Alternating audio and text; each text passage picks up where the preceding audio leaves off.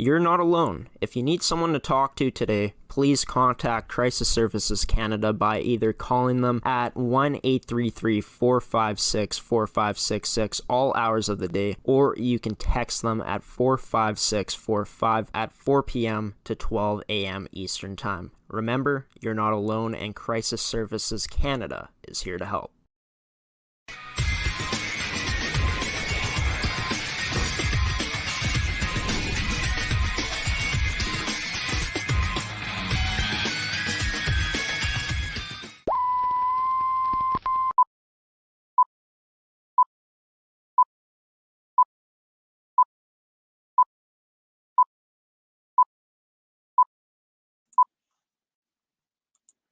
Hello and welcome to another live installment of the Prospect Show here on ASTV Productions. I'm your host, Graham Forsyth. Thank you so much for tuning in on this Friday evening. It's going to be a good one. We're going to keep it shorter than an hour in this episode because my guest has something to do. And my guest tonight is Ben Riche, number 34 for the Regina Pack Canadians in the Saskatchewan Male AAA Hockey League. And Ben got drafted to the Moose Jaw Warriors second round, 33rd overall in the 2020 WHL Bantam Draft. I'm going to have a chance to dive into what that experience was like going through the WHL draft process, what the season was like with the Patsies this season. He spent his Bantam years for the past few seasons before joining the Patsies and the AAA U18 League this year. He spent the last two seasons with the Prairie Storm in the U15 AA League and the Saskatchewan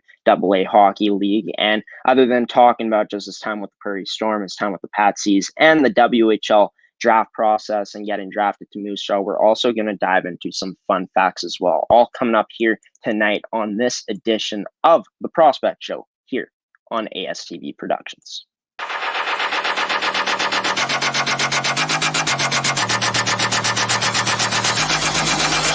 Wow!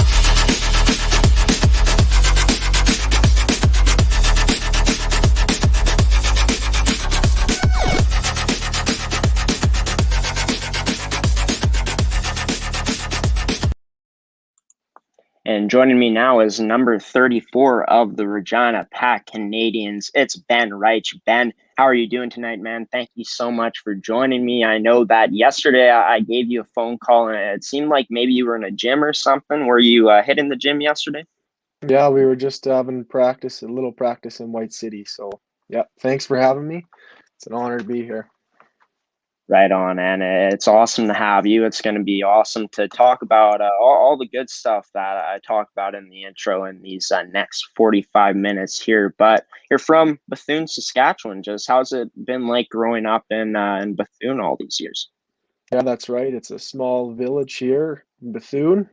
Little country life, I guess. So it's been really fun. Lots of freedom out here. Do lots of hunting, fishing, those kinds of things. And I had a chance to look up some fun facts about you. There was a YouTube video put out by the Pack Canadians, and it said your favorite pregame meal. You said it as well as lasagna, and let me tell you, my mom makes a great lasagna. So I'm assuming you've had some pretty great lasagna in your lifetime. Maybe some homemade, maybe some store bought.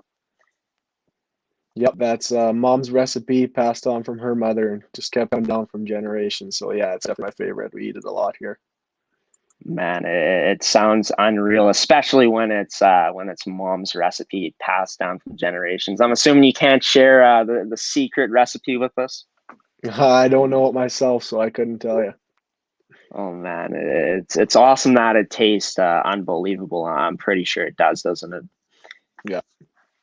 Awesome. So, for you, just diving into your favorite NHL team, I watched an interview that you did with the Moose Jaw Warriors Facebook account. It was an interview done on there. I'm not sure if there were any other platforms it was done on, but you said that you couldn't really choose a favorite team, but then here I am reading that the Colorado Avalanche are your favorite team.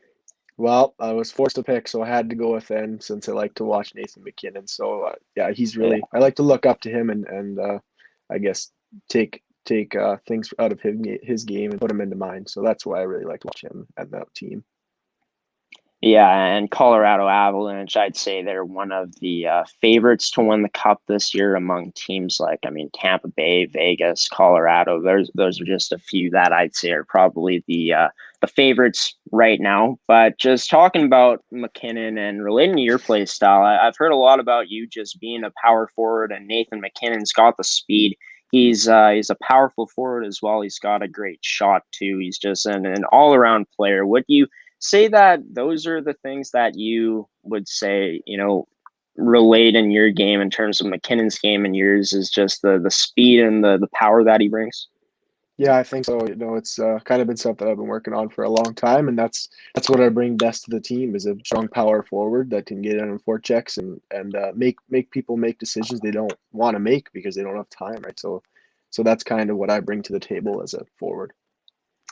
And you talked about in that interview with a guy from the Moose Jaw Warriors. I'm not sure who the interviewer's name was, but you said that one thing you were working on and just preparing for training camp at the time was you had your sights set on becoming working on becoming a perimeter player. Your main focus was that heading into training camp. Working on being more confident when entering the O zone and being more of an offensive threat. So throughout your time playing in the Saskatchewan Male AAA Hockey League this season, how would you say those parts of your game really came out and translated out there on the ice? It was a short 7-game season, so it was pretty tough to come in from bantam right into midget and then try and work on those certain things. So I really could have used that season, but I think I just tried to use my speed and size to drive pucks to the greasy areas. Get them in front of the net and try and create some havoc and maybe even some scoring opportunities. So that's kind of what I was going for those 7 games. What's it been like after the season obviously shut down? You guys aren't going to have a season this year due to it being canceled officially. Just what have you been working on since the time of the league has been shut down? Like I said, that trying to work on my puck handling, shot, those kinds of things that'll make me better when I come back. And then other things like we don't usually get this long of an off season, so it's a really good opportunity for me to put on some weight, hit a little heavier weights in the gym, work on my nutrition and my training, and just really focus in on those things like I never had the time to do before. That sounds awesome, and obviously, like you got to take advantage of this time the best you can, and it seems like you're taking those right steps to working on it for sure. You told me before we went live here that you're 5'10", 180 pounds. Have you been putting on weight more and more as the years have gone on here? Yep, that's about 10 pounds in 2 months here recently. So I really started. Wow. I started working with a nutritionist and in a new gym, and things have really been working for me, and I couldn't be happier. What are the biggest things that you've taken away from just working with a nutritionist and just the stuff that you've been doing throughout these past 2 months to just putting on this weight? Well, I think it's all about really putting yourself out there, and you just got to dedicate yourself to the game. I mean, there's no days off really when it comes down to it. Any meal you miss, any snack you miss, it all shows when you come back to the season. So yeah, I think you got to make the best of what you have and really put everything you have into it. And you said that it's been said that one of your favorite snack foods or your favorite snack food is trail mix. Have you found that that's something that you've been, going to during this time, or is it something you've kind of been going away from? Well, when you have a little bit more time to stay at home and make your meals, I like to make stuff that's homemade. So that's kind of what I've been going for, staying away from those things that are for travel and making something a little bit different. And just talking about your goals for this season, you said your goal coming in was for the year is just to keep getting better and help the team win a championship, and then hopefully move on and play WHL.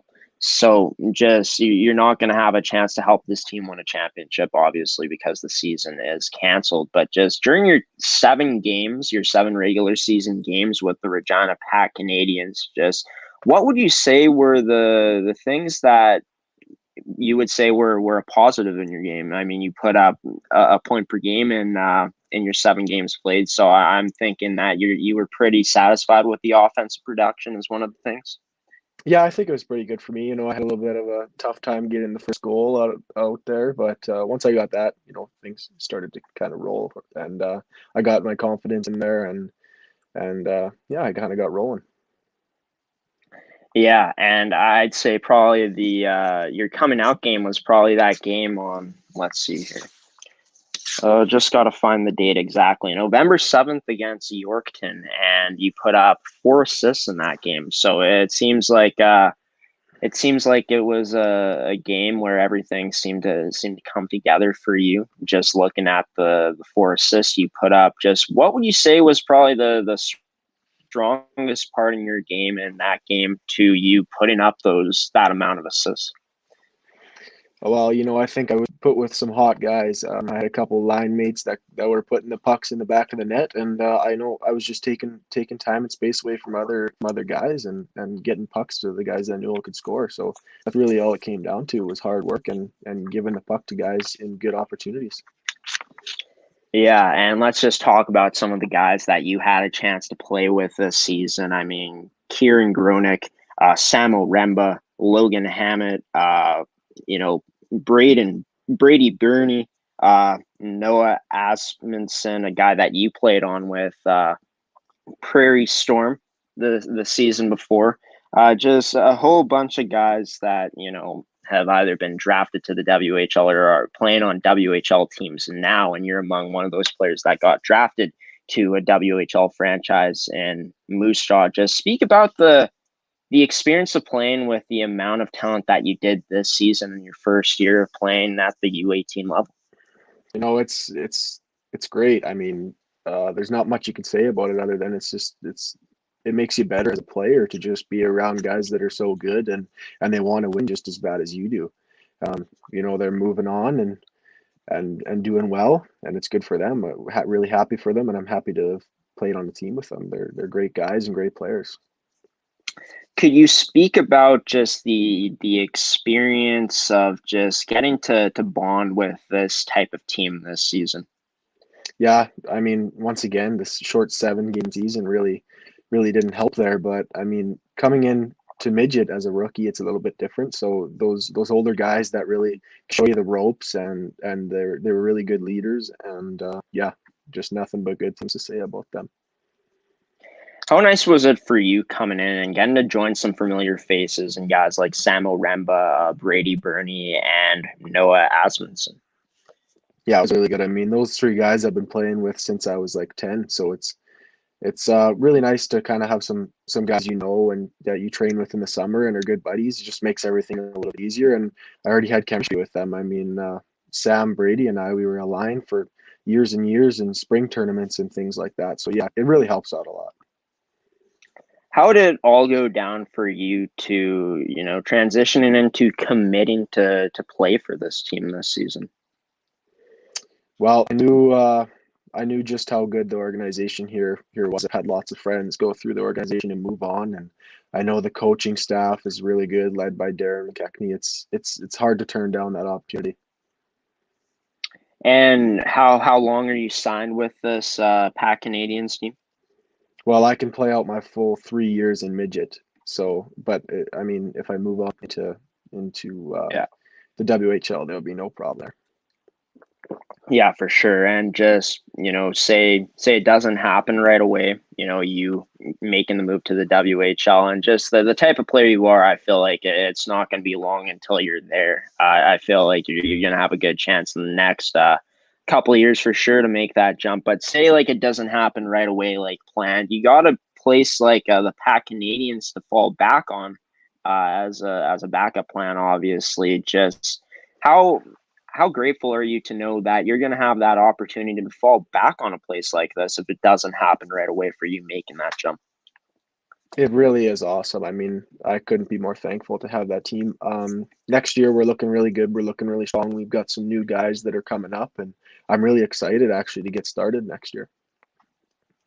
And last question before we go to our first commercial break here, just how was it getting to know the coaching staff this season coming in? It was great. They all know their stuff. It's really really cool to see how just how well they know the game and what they teach you. I mean, you just can't learn enough when you're around the coaching staff that's smart. So it was really fun to get to know them.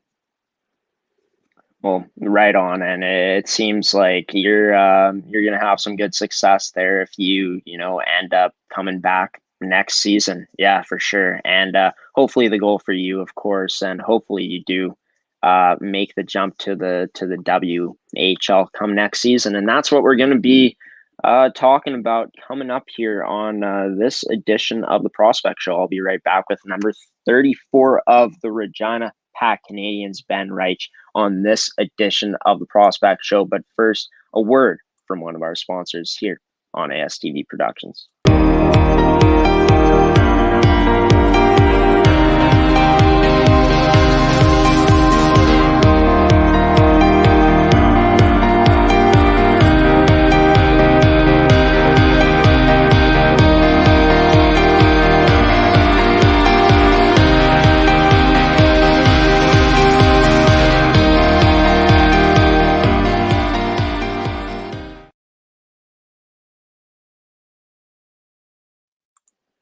Back here on the Prospect Show with number 34 of this year's Regina Pack Canadians team, rookie forward number 34, Ben Riche. And I was just talking to Ben about what it was like playing for the Pack Canadians in this first season. Now we're going to dive into what it was like early on in his his life in 2020, where he was drafted to the Moose Jaw Warriors, 33rd overall in the WHL Bantam Draft, the 2020 WHL Bantam Draft. Just you got drafted to this organization. You spoke about it to Moose Jaw on their Facebook in that interview. Said you were super excited to get drafted there. You've been there quite a few times. You know the city, great place to go because it's so close to home, and just you're going to have a chance to get some family to come out there too, which will be awesome too. Maybe some friends as well. But let's get into it. Just what was the draft process like for you, Ben?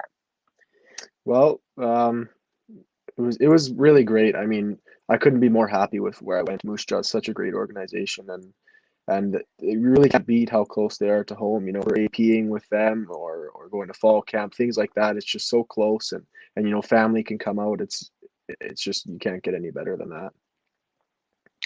And was that a team that was in probably the front runner for where you thought you were going to go? Well, I'm not really sure, to be quite honest with you. I had a couple teams that were talking to me, but nothing's for sure when it comes to the draft. So it all comes down to that day, and like I said, I just couldn't be more excited.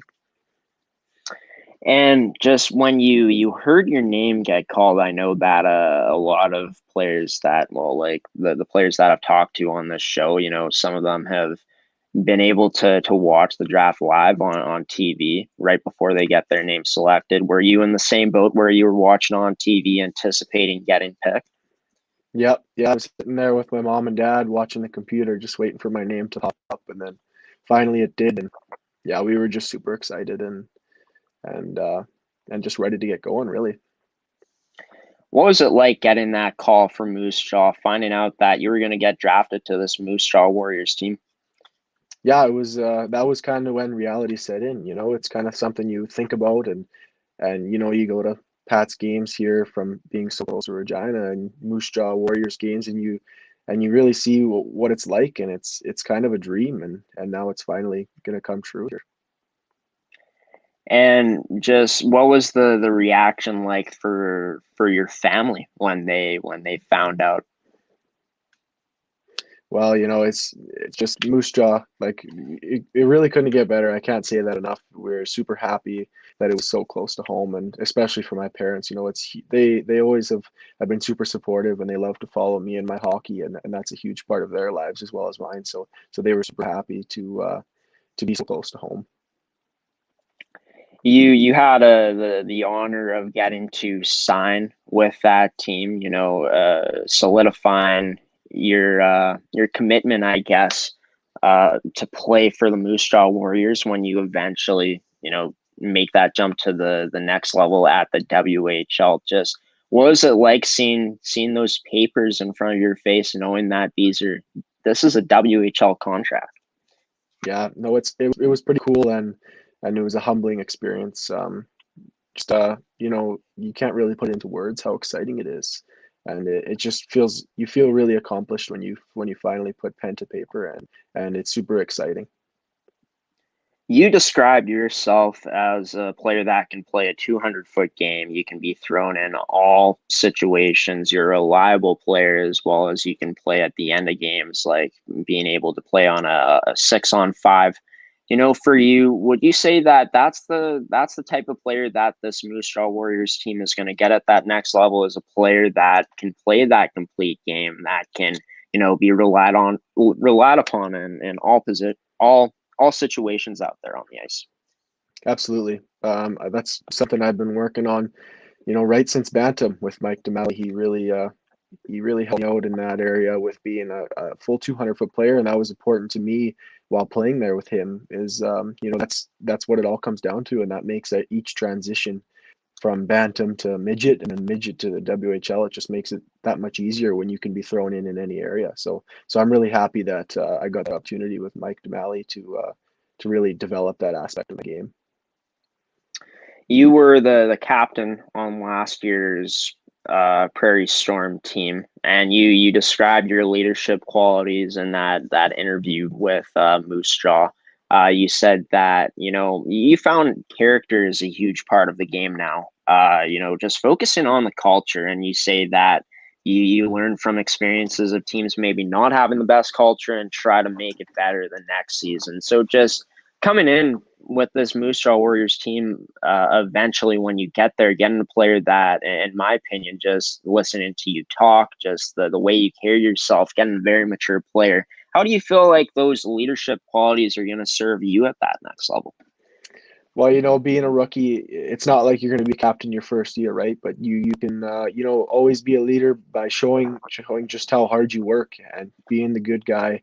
Working hard in school. It's just really how you carry yourself, like you said, and being mature and being respectful to your peers and your coaches and all those kinds of things. It's just about being a complete person and a complete player, and I think it's super important.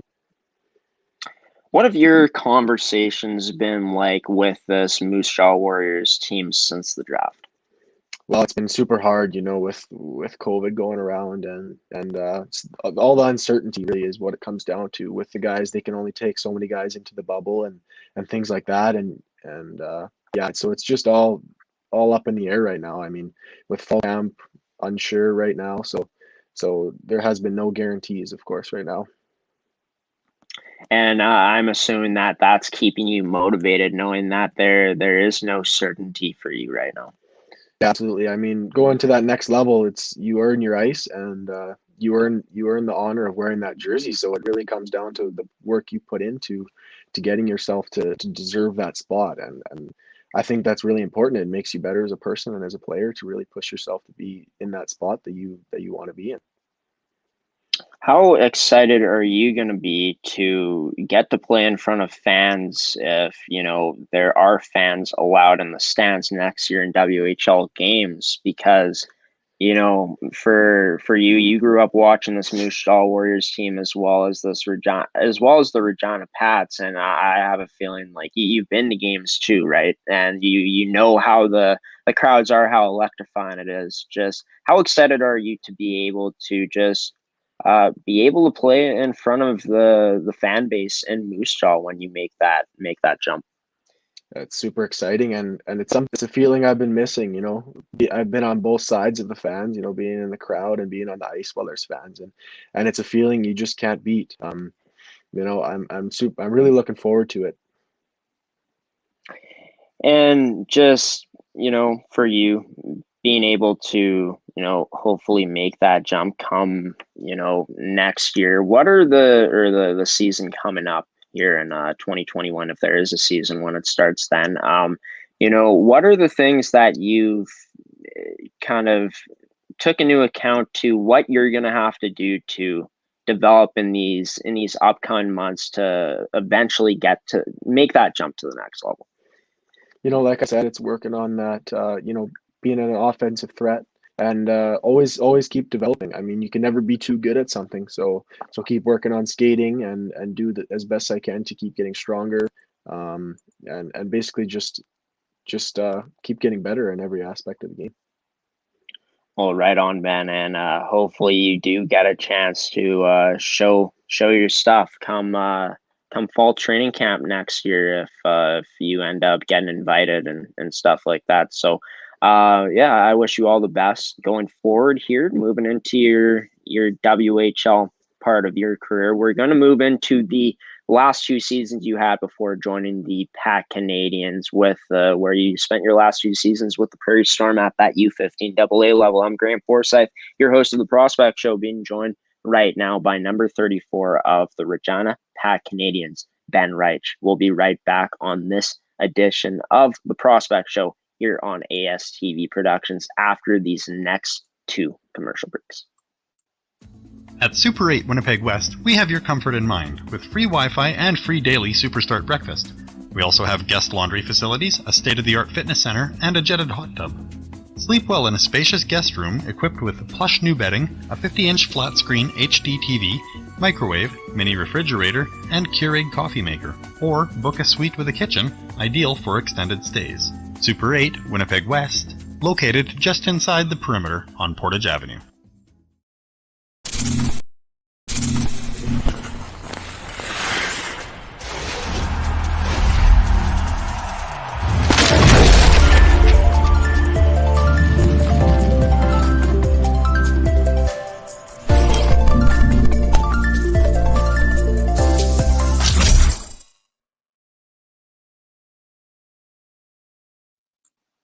Back here on this edition of the Prospect Show with number 34, Ben Riche, and we've just been talking about his first year in the Saskatchewan Male AAA Hockey League. That was early on in the show, and then we just finished talking about his time getting drafted into the WHL, and he ended up signing with that Moose Jaw Warriors team, committing with them. So it's going to be fun to see where his WHL career will take him when he eventually makes that jump to the next level. But Ben, we're going to dive in now into the last 2 seasons you had before making the jump to play AAA, where you played your last 2 seasons in the Saskatchewan AA Hockey League with the Prairie Storm U15 team. So you spent 2 seasons with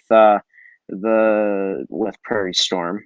You led that team in regular season goals and points in back-to-back seasons. Just, in your first season, you didn't put up the amount of points you did in your second season. You put up, I believe it was like 38 points in 31 games played, 26 goals, 12 assists. Just let's start off with you just, coming into this team as a rookie. Just what was it like getting to make that jump into playing at that U15 AA level? It was really good. I mean, I already had a little bit of exposure to the team and the players through the summer camp. Mike DeMalley puts on a really great summer camp for bantam age players, and that was really good, and it helped me a lot making that jump from Pee Wee to bantam with meeting some of the guys, meeting the coach, understanding how he runs his program, and I think that definitely helped me with my confidence and how I carried myself that year. And would you say that this was a young team in that first year? Would you say? Yeah, we were a fairly young team that year. I think we only had maybe 5 or 6 veteran players that year. So it was really important that we had some core players there that could lead. Yeah, and it seems like the youth really wasn't a bother to you guys, because you guys ended up, you finished 6th in the South, but you finished with a record of 16 wins, 12 losses, a tie, and 2 overtime losses, 107 goals for, and 81 goals against. So some impressive stats there, even though you guys only finished 6th. And you guys ended up making it all the way to the division semifinals in the playoffs. Just what would you say was the biggest part of you guys having the success you guys did in the postseason that year? I think it was a really skilled team, led by some great coaches. I mean, I can't say enough good things about Mike. He really put that team together well, and he was all about playing a good, strong game. and that's why it paid off so well during the ends of the season. I mean, any team can be good at the start of the season, but he really put together a team that was meant to win at the end of the season, and that's what we did. And can you speak about the type of impact that Coach Mike DeMelli had on the team just throughout that whole first season? Yeah, I mean, he really put out a good leadership program for us, and he taught us a lot about the fundamentals of the game, and a lot of things that Bantam coaches can't give you. He gave us. He gave us, some good lessons about, even if it goes to life. I mean, he's just a great coach, and he knows his stuff. Would you say when you linked up with him, playing on that team for the past 2 seasons, would you say that your perspective on the game changed a bit? Yeah, I think so. I mean, obviously from Pee Wee to Bantam is a little bit of a jump, adding body contact and players get a little bit better. But I think when I came into his team, he taught me a lot about playing defense and understanding the whole game rather than just being able to put pucks in the net. And I think that's really important for players to understand at a young age, because it really helps you moving forward. Yeah, and I would say, like, just looking off of the stats, like, this team was more of that defense first team, because the leading point getter was you, and you only had 38 points. So just could you speak about just how this team was able to, focus on doing their job and playing to the best of their abilities under Mike, and how he was able to put that out there on the ice for you guys? A big thing for our team and his coaching was he held guys accountable, and that's important for a team to be good defensive players, and it's important for us to learn at a young age, like I said. So that was a big part of us being good defensively, and then it carried through right through the lineup. And you guys took down the Estevan Bruins in the division quarterfinals, is that correct? Yep, I think so. Yeah, and I'm not sure if you guys swept them or not, but you guys ended up beating them. Just what was the key to you guys being able to go out and upset that 3 seed in the playoffs in that first round? Well, like I said, it's all comes from the start of the season, from Mike, really showing us the ropes, and we understood how to play defense and how it really generated offense at the end of the day.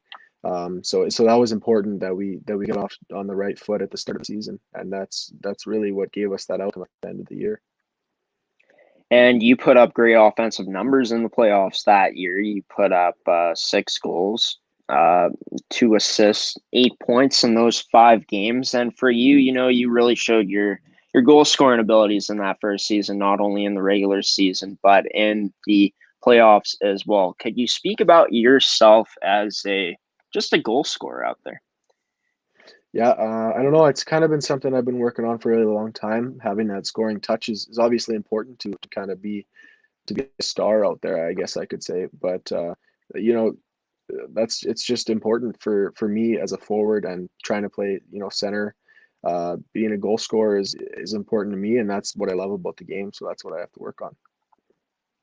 Coming out of that season, you guys made some noise in the playoffs by knocking off the 3rd place team in that South Division in that first round. You guys had that run ended in the semifinals. But lots to be proud about, I think, after that season, with you guys being such a young team with so much potential for you guys to have some returning talent come back. Just what was your mindset after the season ended to transitioning into the off season? Well, for me, it was really all about creating a good culture for those younger guys that were coming in. After being a rookie in the league, I knew those guys were going to come and what they were going to feel. So I really took that and I worked on that hard. We had a good leadership group. Being the captain myself, I really tried to work on making those guys feel welcome, and I think that culture really had a big impact on how successful we were that year. Yeah, and I'd say you guys were very successful. 26 wins, 4 losses, 0 ties, and 1 overtime loss for first place in the South. You guys kept the goals against the exact same at A1, but it was a huge boost in that goals for area with 179 goals for. So more offensive team in that second season, still sticking to DeMelli's strategy of, defense first, the offense will come. Just for you guys, what changed? Was it just the players you added into the season, or was it just a more experienced team coming in that allowed you guys to put up those offensive numbers? Yeah, I think it was definitely a little bit of a more experienced group. Our back end was mostly older guys, so that helped a lot with the defense. Having second-year guys that really knew what to do, and having that many leaders on the team, we could really show young guys the rope, and they bought in real quick, and it all worked well. You took a huge step in your point production, putting up 34 goals, more assisting goals this time with 37 for 71 points in 29 games played. So for you, what was the key to you getting that boost in production that season? I think for me, it was the confidence. I was lucky enough to be a leader that year, and I was put with some good line mates. We had a really strong and deep team, so any line I was on, really, we were able to generate offense, and I think that was really important to be a winning team like we were. So yeah, a big thing for me was confidence that year. And for you, let's go into just you wearing the C, you getting to get that honor on this team, which is a team that finished in first place, of course, in the South. Just for you getting to wear that C, what was it like for you getting that honor? For me, it was really important. It was something I'd really been working hard on. I really wanted to be a leader that year because I wanted to see what I could do with that team. And being a leader is something I've kind of always wanted to do, and I think it suits kind of who I play as on ice. So that was really fun for me. I got to help out some guys and take past experiences and use them to my advantage, my team's advantage. Could you speak about how you matured from year one to year two with that team? I think for maturing is it's just learning from my mistakes, learning from other people's mistakes, and really just seeing how other people that are successful carry themselves. And I think that was a big part of it, was looking at how other guys do it. Could you speak about just the types of things that you worked on in your off season to prepare for that second season with the Storm, with you knowing that it was your WHL Bantam Draft year as well? For me, it was all about having a good team that year. So having a good team is huge for coming into the Bantam Draft and being a guy that comes out drafted.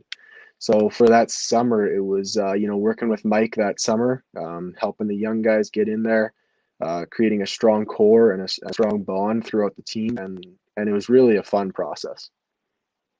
Yeah, and it really seems like you took those extra steps to getting the players coming up, just getting the team in general established with each other, and really creating that tight knit group so early on, which I think is great. Yeah, I think that's really important to have a winning culture, is to have a strong culture and a strong bond, and it really just makes the year more fun for everyone, especially the rookies that are coming in. Yeah, 100%. When you get that, when you find that right group of guys, and when you're able to bring the boys together, if you're a girl, bring the girls together, whatever gender you are, it's just when you're able to bring a team together, it makes it that much more special. And it seems like everything comes easier because you're just having fun out there, isn't it? Yep, that's right. So for you, just putting up 34 goals, 37 assists, you improved in both categories. But I want to talk about the assists, because those went up big time in terms of just the production and that stat category from year one to year two. Just for you, was it just the type of skill that you had a chance to play with that was the biggest reason for you putting up those amount of assists? Yeah, I think definitely having some line mates that were able to put the puck in the net was huge, but it was also working on, being able to see the ice and working on the smarts of the game. How did you feel like your hockey IQ really took its next step after that first season going into your, just playing in your second season? I really couldn't give enough credit to Mike Malley for that. He's really good in that area, and with his mental teachings he does with us, and it really all comes down to having a good summer. And you and Noah Asmundsson were the two players that, both top two in points on this team in your season last year. Obviously, you guys had good depth throughout the lineup with other guys that could put the puck in the net, but it seemed like you and Noah were the guys that were carrying the bulk of the offensive production out there in that second season. Can you speak about just how Noah really came along in that season? Did he play on this team the season before with you guys? Yeah, he played the first year, but he was injured for a good portion of that season, so he didn't really get a chance to get used to the team and to the league. So I think that was big for him, and then he really came in the second year and showed what he was capable of. And did you have a chance to play on a line with him? Yep, we played on a line for a lot of the season, and we really clicked well. I mean, he's been someone I've been playing with for years and years now, and we've kind of developed a strong bond. And yeah, we have a pretty good, I guess, little thing going between us. This team finishes first place in the South, takes care of business in that first round, beating the Regina Aces in the division quarterfinals. But then we all know the story. COVID-19 shuts down the playoffs. Just what was that like for you guys, knowing that you felt you had this team to potentially go all the way in the second year? Yeah, it really sucked. I mean, we had a good thing going, and we were all having fun. We had a good, strong team going to the playoffs, and things were looking good for us. But just didn't go the way we'd planned, and it was unfortunate that we didn't get to end the season. You had a chance to get called up to play with Lumsden, Bethune, the Lumsden/Bethune Lions U18 AA team for a game in the season last year. Just what was that experience like? Even though it was only one game you got called up to, just getting to experience playing against older competition for that, I guess, one game that you got to play in. Yeah, it was really good. There was a few guys on that team that I played with the season before, so it was good that I had a little bit of guys that I already knew, and so that helped a little bit. But the transition, it kind of helped me with my transition into the Pac Canadians, because I'd already kind of been around those older guys that were a little bit bigger and a little stronger. I guess transition back into the Regina Pac Canadians here real quick. How would you say that just the style of the game for you took some time to get? Did it take some time to get used to, or is it something that you adjusted to pretty quickly? Yeah, it took me a few games to get up to speed with how how big the guys were, and 3 years is quite a big difference. So yeah, it took me a few games to kind of get used to how things roll. Just from your time playing with this Storm team throughout the past few seasons before this one, when you made the jump to play at that U18 level, just what can you say about your experience that you took away from playing with the Storm team throughout the past few seasons? Just you spoke about how you guys had a great team in that second season, a skilled team in that first season. Your coach was basically became a mentor for you, and just a lot of positives for you. But if you could sum it up into just one word or a couple of things or a few things, what would you say you could look back and say, I took this away from playing with the Prairie Storm? I think for me, it was all about team first and culture. I think that's really important for a team to win, is that everybody buys in, and it's a strong culture. So that's really what I learned coming out of those 2 seasons with Mike Malley and the Prairie Storm.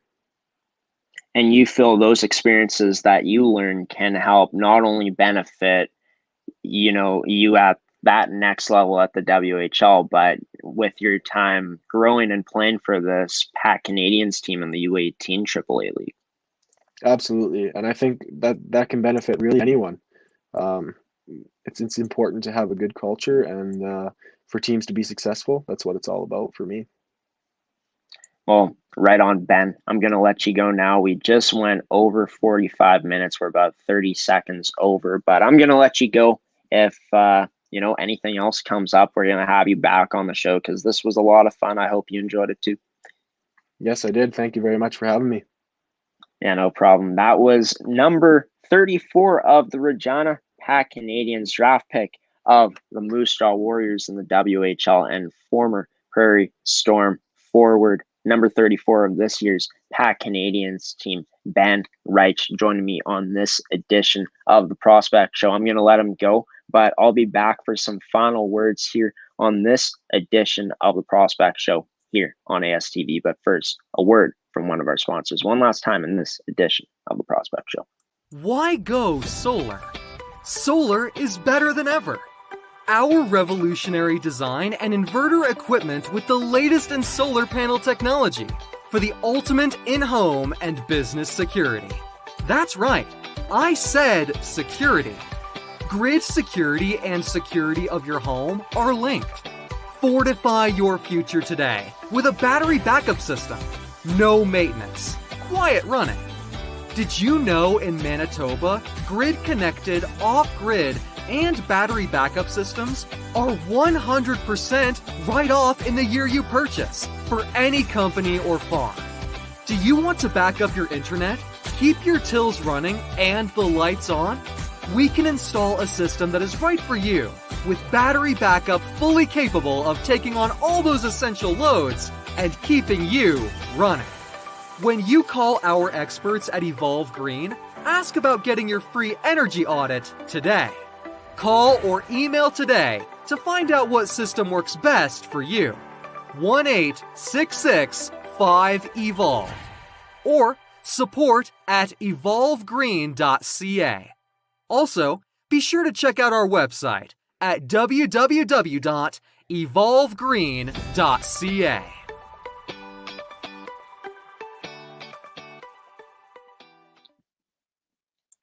And welcome back to this edition of the Prospect Show here on ASTV Production. I've been your host of this episode and all the episodes of the Prospect Show, Graham Forsyth. I'm going to let you guys go here in just a moment or just a couple minutes, however long it takes me to get through this conclusion. But yeah, special thanks to everyone who tuned in to tonight's live edition of the Prospect Show. A special thanks to all the sponsors that were shown in tonight's episode, and also a special thanks to Ben Riche for coming on and being the guest in tonight's show. And with point per game in the U18 AAA League this season, things are looking promising for Ben moving forward, not only in his U18 career, but hopefully if he can make that jump to the WHL with Moose Jaw, hopefully he'll have some great success there as well. I want to wish everyone a happy Easter. Hopefully you guys enjoy both your Easter Sunday and Easter Monday.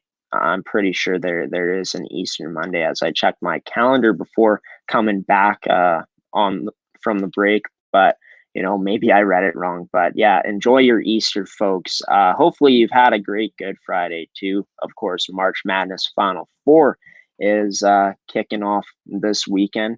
And hopefully you guys get down to watching that and some other great sports here from around the world of sports here in the world, I guess, and most notably NHL. As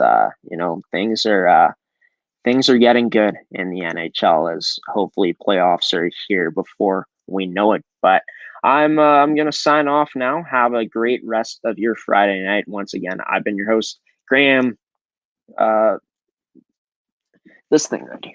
No, I can't even point to it, but I've been your host, Graham Forsyth, signing off now, folks. Stay safe. Have a wonderful Easter weekend. Enjoy the rest of your Friday night. And until next Friday on the Prospect Show, I'll be back here with my next guest here on the network. But until then, have a good one, folks.